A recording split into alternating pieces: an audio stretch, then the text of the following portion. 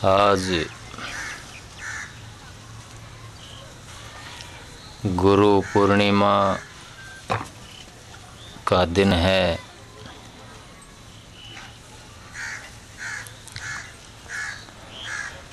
इस दिन की बड़ी महत्ता मानी गई है।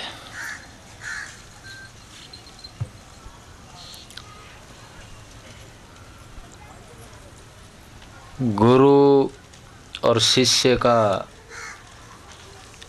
एक बड़ा अटूट, बड़ा अवर्णनीय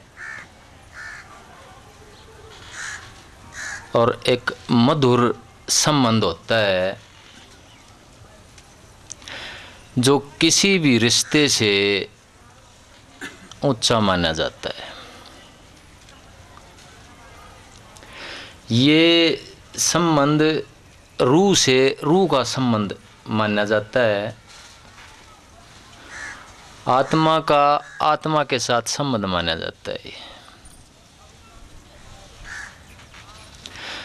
जो खून के रिश्ते से और मन के रिश्ते से बहुत ऊंचा होता है। खून का रिश्ता तो एक शरीर का ही रिश्ता होता है। इससे बड़ा रिश्ता विचार का, मन का होता है कि जहाँ आदमी का मन मिलता है वहीं वो रहना चाहता है, वहीं आश्रय लेना चाहता है वो। और अगर आत्मा से आत्मा का संवाद मिल जाए तो उसका फिर कहना ही क्या है। वो तो शरीर से और मन से और प्राण से, बुद्धि से सबसे ऊंचा रिश्ता हो जाता है। फिर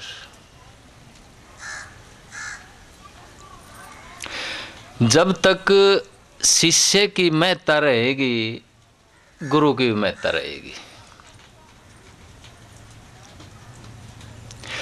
गुरु को एक पूर्णिमा के चांद के समान माना गया है। तो मैं कहता हूं कि शिष्य के अंदर भी वो संभावना पूरी की पूरी मौजूद है।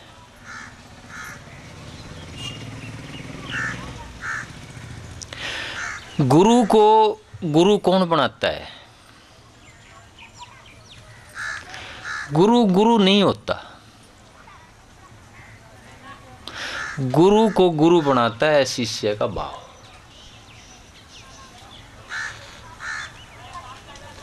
शिष्य जहां अपना समर्पण कर देता है, कोई आदमी जहां दूसरे आदमी को इज्जत देने लग जाता है, गुरु माँ भी हो सकती है, गुरु पिता भी हो सकता है। मैं कहता हूँ गुरु पेड़ भी हो सकता है, चांद सूरज भी हो सकता है। मैं कहता हूँ हैं ये गुरु। जो भी दाता है, देने वाला है, वो गुरु है। हम पल पल इस प्रकृति से कुछ ना कुछ लेते हैं ना। हर एक सांस लेते हैं, पानी लेते हैं, अन्न लेते हैं, हवा लेते हैं, रोशनी लेते हैं। तो एक हिसाब से आदमी कुदरत का भिखारी है। ये तो शिष्य का भाव है जो किसी को गुरु बना देता है। ये शिष्य का बड़प्पन है जो किसी को गुरु बना देता है। जिस दिन गुरु ने ये कह दिया कि मैं गुरु हूं, मैं कुछ थारे को देता हूं, उस दिन गुरु खत्म है। इस कुदरत के आगे सब, मैं कहता हूं, भिखारी हैं। ये तो एक भावना है जो आपने सिर के ऊपर रख लिया है। एक इज्जत आप प्रदान करते हैं, किसी आदमी को अपने दिल के ऊपर अधिकार देते हैं। ये शिष्य का बड़प्पन है, मैं कहता हूं।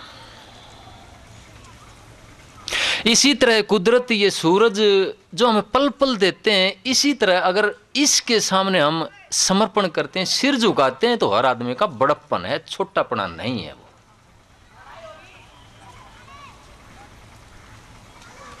सूरज पल पल रोशनी देता है। मैं कहता हूं साकार सृष्टि का सबसे बड़ा गुरु सूरज है। ये पृथ्वी उसके चक्कर काटती है, सारे ग्रह उसके चक्कर काटते हैं, और सूरज में थोड़ी सी हलचल आ जाती है तो सारे ग्रह हिलने लग जाते हैं, सारे ग्रह में तूफान उठ जाते हैं। हलचल, हलन, अर्थक्वेक्स,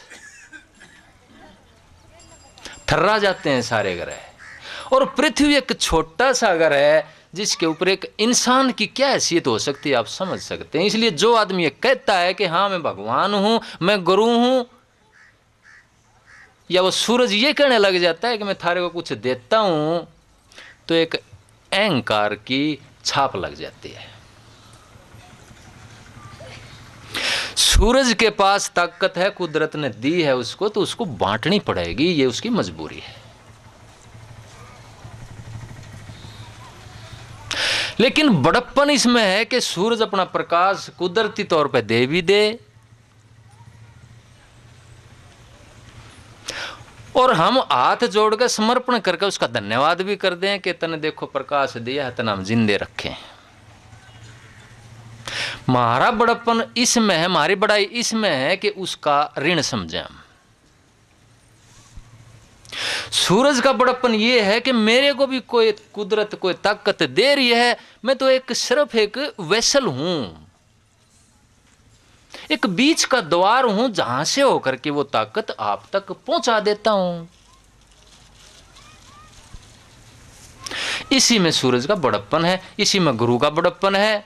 क्योंकि कुदरत ने जगह जगह ठिकाने बनाए हैं चीजों के, जहां भी स्रोत का भंडार है, जहां भी बड़ा स्रोत है, वो कुदरत को उस स्रोत ने बांटना पड़ेगा। नहीं बांटेगा तो उसकी तौहीन है, वो खुद गल जाएगा, सड़ जाएगा, अगर ताकत को आगे नहीं बांटा गया है। एक धनवान आदमी हो, यहां भी बैठे हुए हैं, अगर पैसे को रोक के बैठ जाता, मैं कहता हूं उस परिवार में, उस शरीर में बीमारी पैदा हो जाएंगी। एक विचारवान आदमी है, विचार को रोक कर खड़ा हो जाएगा, उसके अंदर बीमारी पैदा हो जाएगी, क्योंकि वो ताकत है, उसने चलना है, वो चालत में रहेगी, वो घूमेगी, खड़ी नहीं हो सकती ताकत। इसीलिए सूरज भी चलता है, पृथ्वी भी चलती है, आपको भी चलना पड़ता है। और छोटा से छोटा कण जो बेजान कण मानते हैं, मिट्टी का कण, उसको भी उड़ना पड़ता है, उसको भी पृथ्वी के साथ घूमना पड़ता है, भागना पड़ता है, लाखों किलोमीटर प्रति सेकंड के हिसाब से। ये साइंस कहती है, मैं नहीं कहता।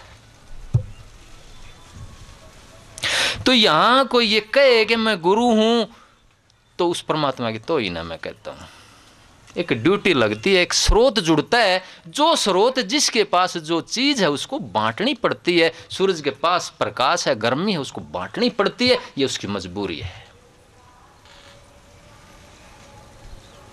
तो मैं कहता हूं कि गुरु पूर्णिमा का चांद है, लेकिन शिष्य भी होने वाली, आगे आने वाली पूर्णिमा का चांद है। वो गुरु की संभावना उसके अंदर भी मौजूद है। क्यों? कि गुरु पूर्णिमा या कोई भी पूर्णिमा, कोई से महीने की पूर्णिमा जब आती है, तो अगले दिन से चांद घटना शुरू हो जाता है।